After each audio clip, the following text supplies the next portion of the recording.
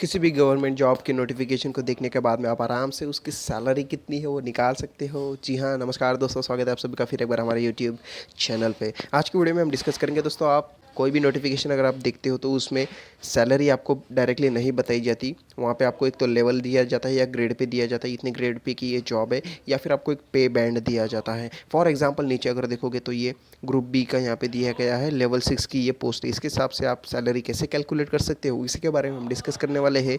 क्या है आपका 7th CPC यानी कि 7th सेंट्रल पे कमीशन पे मैट्रिक्स क्या है, ग्रेड पे क्या होता है, पे बैंड आपका क्या होता है, और लेवल ऑफ पोस्ट से आप कैसे सैलरी कैलकुलेट कर सकते हो, इसके बारे में डिटेल में चर्चा होने वाली है इस वीडियो में। तो काफ़ी ज़्यादा इंपॉर्टेंट रहेगा आप सभी के लिए वीडियो, तो पूरा आखिर तक ज़रूर देखिएगा। इसमें थोड़ा सा कैलकुलेशन का भी पार्ट है तो उसको समझने की पूरी कोशिश करिएगा। चलिए शुरू करते हैं। सबसे पहले देखा जाए गवर्नमेंट जॉब में सैलरी का स्ट्रक्चर कैसा रहता है, तो आपको बेसिक पे मिलेगा, कोई भी एक बेसिक अमाउंट जो फिक्स रहती है।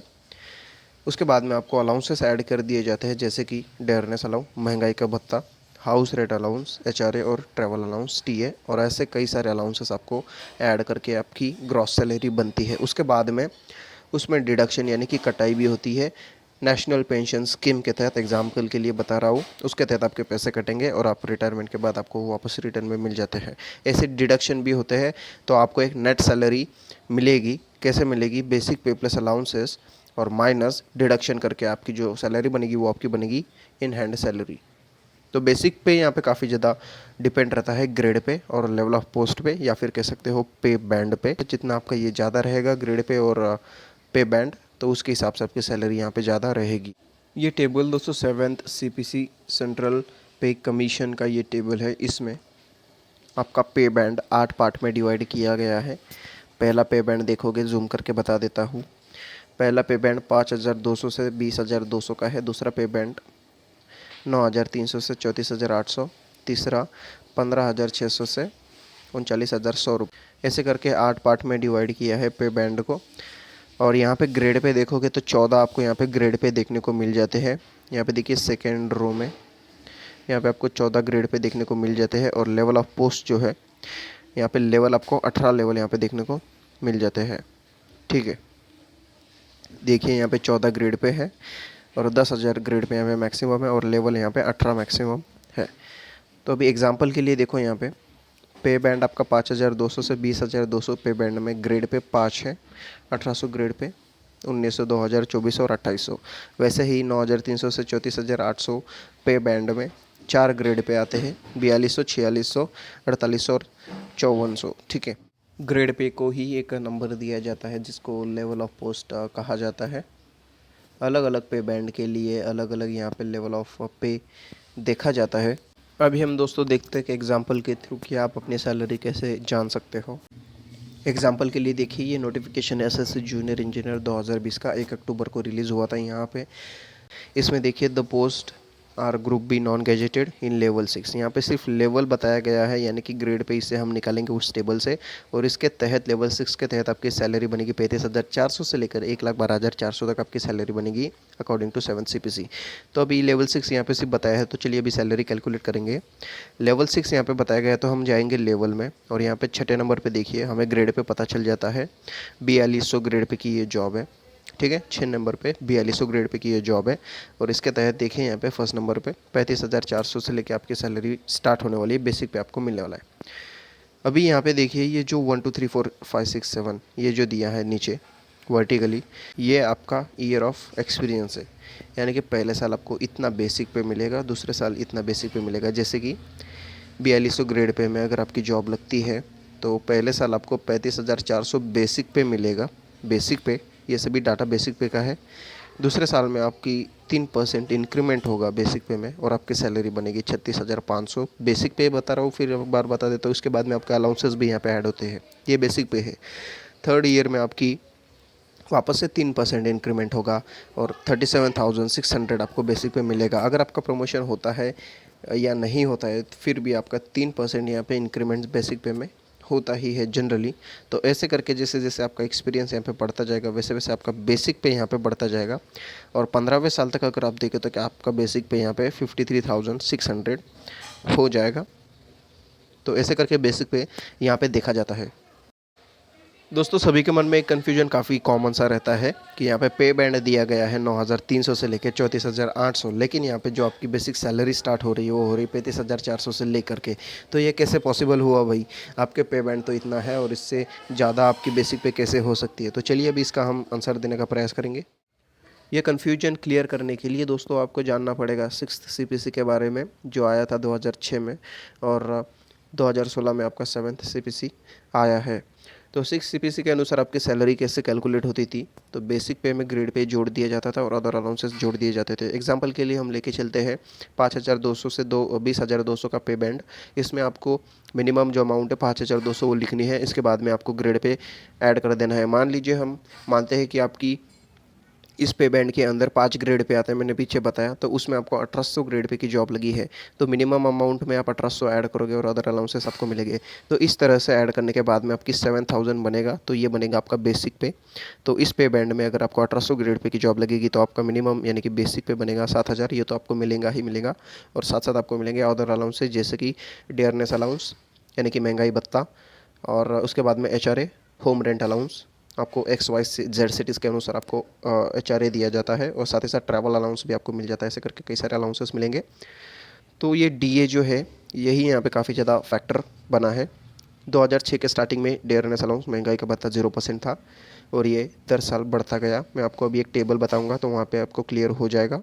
यहाँ पर मेरे पास एक टेबल है, देखिए यहाँ पर जनवरी 2006 में डेयरनेस का परसेंटेज जो है यहाँ पे 0% था, और साथ साथ ये बढ़ते बढ़ते आप देखोगे 2016 तक ये 125% बढ़ गया था ऑफ बेसिक पे।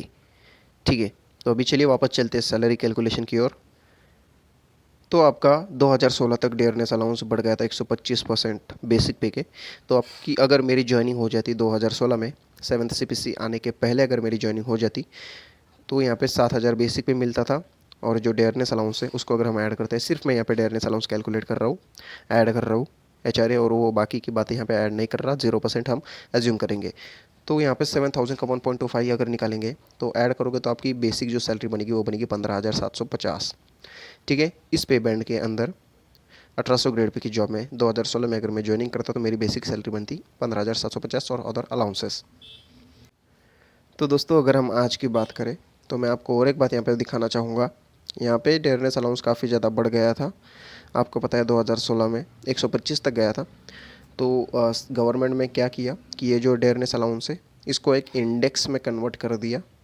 तो यहाँ पे गवर्नमेंट ने क्या किया, जो आपका DA था 125 तक बढ़ गया था, ऐसे करते तो वो काफ़ी ज़्यादा बढ़ जाता, तो उसको क्या किया, DA को कन्वर्ट कर दिया एक इंडेक्स के रूप में, और वापस से आपका DA यहाँ पे 0% कर दिया, और आपका शुरू हो गया सेवन्थ सीपीसी 2016 में। 2016 में वापस से डेयरनेस अलाउंस को 0% कर दिया गया, उसको ऐड कर दिया है इंडेक्स के रूप में, कन्वर्ट करने के बाद में उसको इसमें ऐड कर दिया गया, और वापस से डेयरनेस अलाउंस 0% हो गया।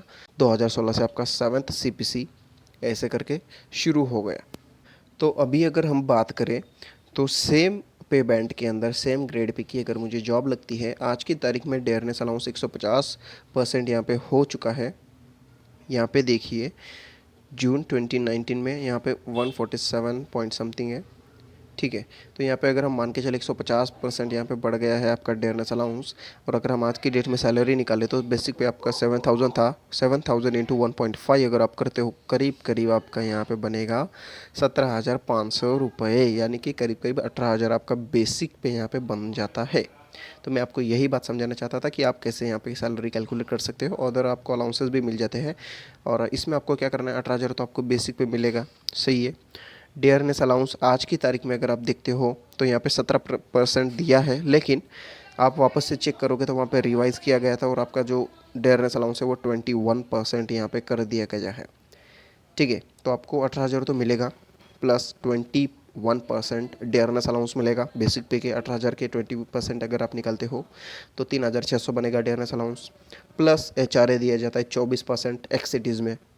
ठीक है, ऐसे करके आपकी सैलरी करीब करीब अगर बात करूं तो बनेगी 23 से 24,000 तक। चलिए दोस्तों अभी हम निकालते हैं सैलरी एसएससी जूनियर इंजीनियर की सैलरी यहाँ पे कितनी बनती है। यहाँ पे सिर्फ हमें डाटा अवेलेबल है लेवल 6। ठीक है, तो अभी हम लेवल 6 के हिसाब से देखेंगे। यहाँ पे ग्रेड पे 4200 ग्रेड पे की ये जॉब है, इसमें आपका बेसिक पे बनेगा 35,400 रुपये, और इसका जो पे बैंड रहता है वो रहता है 9,300 से 34,800। ठीक है, तो चलिए अभी बेसिक पे हमें पता है 35,400 यहाँ पे मिलेगा।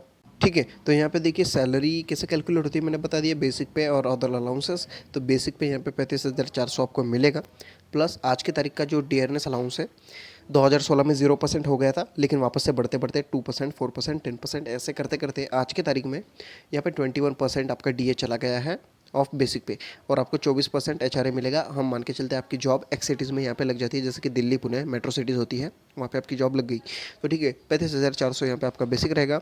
21% ऑफ बेसिक पे डियरनेस अलाउंस अगर हम ऐड करेंगे तो 7,434 बनेगा। 24% एचआरए अगर हम ऐड करते हैं और बेसिक पे तो यहाँ पे 8,496 रुपये यहाँ पे बनते हैं। तो इन सभी को ऐड करने के बाद में आपकी जो ग्रॉस सैलरी बनती है वो बनेगी 51,330 रुपये। तो देख लिया दोस्तों आपने, वहाँ पे बैंड कितना था, 34,000 तक की था, लेकिन आपकी सैलरी कहाँ तक पहुँच गई, 51,000 तक आपकी सैलरी यहाँ पे पहुँच गई है। इसमें डिडक्शन भी होते हैं, जैसे कि एनपीएस के तहत अगर हम 4,000 रुपये भी काटें तो भी आपकी जो नेट सैलरी है वो बनेगी 47,300। यानी कि आपका अभी जो सैलरी है वो पे बैंड पे डिपेंड नहीं है, आपको ऐसे कैलकुलेट करनी है। पे बैंड के ऊपर भी आपकी सैलरी से चली जाती है, और ये कैसे जाती है मैंने आपको पीछे समझा दिया है अच्छे से। तो आपकी नेट सैलरी यहाँ पे जूनियर इंजीनियर की बनती है 47,330। ठीक है, तो ऐसे करके आप किसी भी गवर्नमेंट जॉब के नोटिफिकेशन को देखते ही उस जॉब की सैलरी आराम से कैलकुलेट कर सकते हो। तो दोस्तों ऐसे करके आप नोटिफिकेशन को देखते ही उस जॉब की सैलरी कितनी है आराम से निकाल सकते हो। आशा करता हूँ आपको 7th सीपीसी के बारे में सब कुछ क्लियर हो गया होगा, क्या है ग्रेड पे, क्या होता है पे बैंड, आपको कैसे होता है, लेवल ऑफ पोस्ट आपको कैसे देखने को मिलती है, इसके हिसाब से आप कैसे सैलरी कैलकुलेट करोगे, इसके बारे में सब कुछ आसानी से क्लियर हो गया होगा। अगर आपको कोई डाउट है तो उसको कमेंट में कमेंट कर दीजिए, मैं उसका आंसर करने का प्रयास करूँगा। आशा करता हूँ आपको वीडियो काफ़ी ज़्यादा अच्छा लगा, इन्फॉर्मेटिव लगा है। अगर लगा है तो लाइक करें, चैनल पे पहली बार आ रहे हो तो सब्सक्राइब किए बिना मत जाना, प्रेस करें बेल आइकन। तो ठीक है दोस्तों, आज के लिए इतना ही रखेंगे, मिलेंगे ऐसे ही कुछ इन्फॉर्मेटिव वीडियोज़ के साथ। तब तक के लिए जय हिंद, वंदे मातरम।